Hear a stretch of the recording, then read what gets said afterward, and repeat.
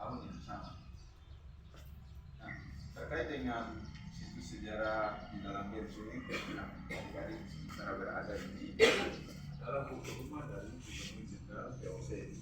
VOC pernah baca dalam buku sejarah kan, adalah organisasi dagang milik Belanda yang ditetapkan oleh second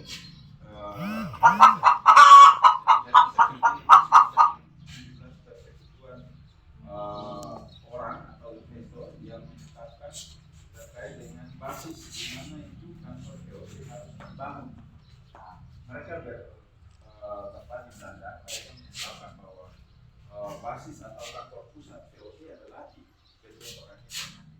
Jadi di masa itu Ternate merupakan pusat, maksudnya khusus Betul Oranye menjadi pusat perdagangan, kantor pusat perdagangan tempatkan di gedung ini adalah kita berdiri di gedung pusat VOC. Karena di gedung ini para gubernur jenderal VOC diantaranya ada 4 yang paling terkenal. Salah satu yang paling populer itu adalah Jan Peterson Pun atau JP Pun. Dia sebelum bertugas di Batavia kemudian melakukan banyak pembantaian tragedi dan di Banda itu dia sempat bertugas di situ. Nah di sini adik-adik bisa lihat di sana itu nanti sebentar jalan keliling kalau sempat masih ada tenaga dan keinginan untuk jalan-jalan keliling Benteng. Nanti dilihat ada 13 meriam. Jadi 13 meriam itu di dalam Benteng itu lumayan jumlahnya, mungkin di tempat lain ada, tapi kita termasuk yang paling banyak. Termasuk di Batavia atau Kota Tua Jakarta itu mereka punya 2 meriam yang berada di depan gedung atau museum Fathahilah. Hanya 2, kalau kita punya 13 yang ada dalam Benteng. Nah, diantaranya adalah punya bangsa Belanda, karena di meriam situ akan kita lihat label atau kode VOC, kemudian kode A itu Amsterdam, jadi dibuat di Amsterdam. Itu juga ada punya Portugis. Meriam yang punya Portugis dengan Belanda itu hanya berbeda di bentuk, ukuran dan tahun sama logo. Jadi kalau punya Belanda ada VOC-nya di pampang di pokok meriam. Kalau punya Portugis hanya huruf T dan tahun 1500-an. Nah, itu dasar meriam.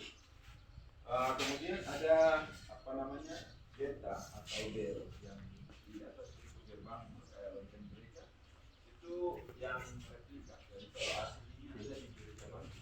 Itu dibawa dari Goa India oleh Portugis pada tahun 1603. Jadi termasuk bel gereja tertua di Indonesia itu yang itu semua itu replika. Kalau aslinya ada di gereja Batu. Nanti kalau ada kesempatan ke sana lihat aslinya. Tapi bentuk dan ukuran tidak terlalu jauh beda. Tapi yang lebih baik kondisinya itu justru yang asli dari sana. Bahannya juga berbeda.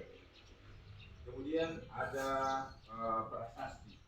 Ada prasasti ini yang berdiri diletakkan di pagar museum ini. Itu satu, nanti sebentar kita lihat. Nah, terus ada lagi prasasti atau inskripsi yang menempel di dinding. Jadi yang pintu gerbang sana tuh ada yang seperti ukuran segini, ukuran agak putih itu adalah prasasti. Jadi ketika ditulis di situ mereka berada di situ. Terus yang ada lihat ini di bawah atas dari nama tembok, kalau orang sekilas tapi ada dalam konsep benteng itu namanya rampak. Jadi di atas itu ada jalan yang namanya rampak. Di bawah jalan itu yang ada jendela-jendela itu sel tahanan. Jadi di masa lalu ketika termasuk salah satu tahanan yang ditahan di dalam situ adalah Sultan Palembang Mahmud Badarudin II. Jadi ketika sebelum beliau wafat dan dimakamkan di kuburan Islam saat ini, beliau di tahun 1822 diasingkan dari kota Palembang hingga wafat di Ternate di tahun 1852. Jadi kurang lebih 30 tahun beliau di Ternate. Tapi bukan berarti selama 30 tahun itu beliau di penjara, bukan. Beliau di penjara hanya beberapa saat.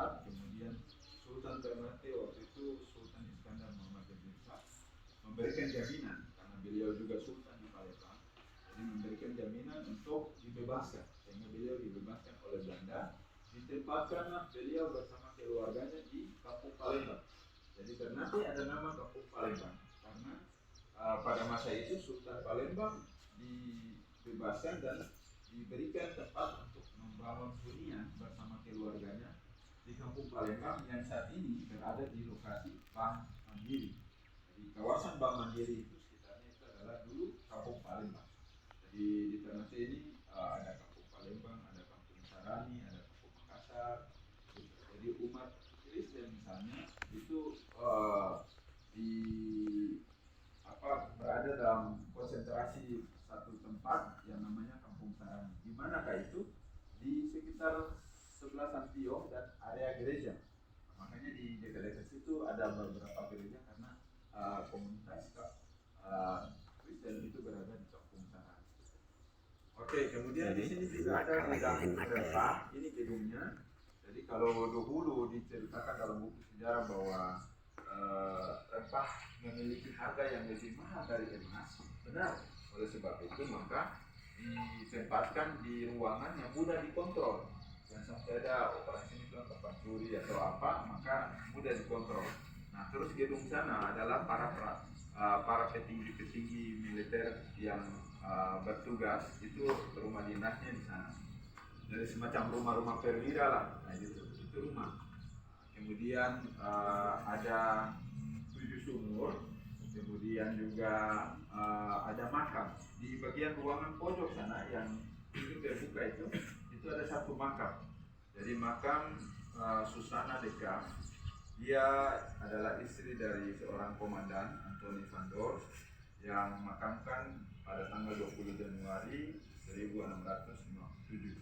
Jadi di sana nanti makam ada lihat tuh satu makam yang tulisannya ada. Nah, oke, sekarang kita sekilas tentang Benteng Oranye, kemudian juga sekilas tentang gedung ini. Gedung ini mulai digunakan sebagai museum rempah sejak 2015. Jadi tulisan yang menempel itu sejak 2015. Sederhana, tapi digunakan sejak 2015 dan saat ini nanti adik-adik lihat. Kenapa pertanyaannya? Kenapa antara beda dengan museum di Keraton? Mau kan sudah ke Keraton? Sebentar. Lalu nanti ke Keraton, di sana ada banyak koleksi asli seperti pedang dari bangsa Spanyol, kemudian ada hadiah-hadiah dari kerajaan lain, terus ada jubah raja yang diberikan oleh raja di Arab, jubah yang digunakan di dalam kaca vitrin itu. Nah, akan ditemukan di sana. Di sini ada satu koleksi. Mohon saya jelaskan di luar karena di ruangan itu nanti tidak bisa dimasuki karena kapasitasnya sangat sederhana, banyak ini. Jadi adik-adik kalau lihat pertanyaan, kenapa dong pilih pintu? Harus hanya diberikan sekat, tapi bisa lihat dari luar secara bergantian. Karena tadi ruangannya sangat sempit, jadi dibatasi. Kemudian contoh-contoh diberi sekat seperti itu bukan ini hanya ada di Ternate. Di Istana Negara di Bogor itu di ruang-ruang tertentu dilarang masuk di dalam ruangan, hanya diberikan rantai. Ada apa di sana? Di sana ada satu nisan atau orang sini bilang pusara yang milik dari seorang kaya namanya Martinir Renese van Boden. Saking kayanya dia mendonasikan, dia sumbang pribadi untuk bangun gereja di dalam Bethlehem.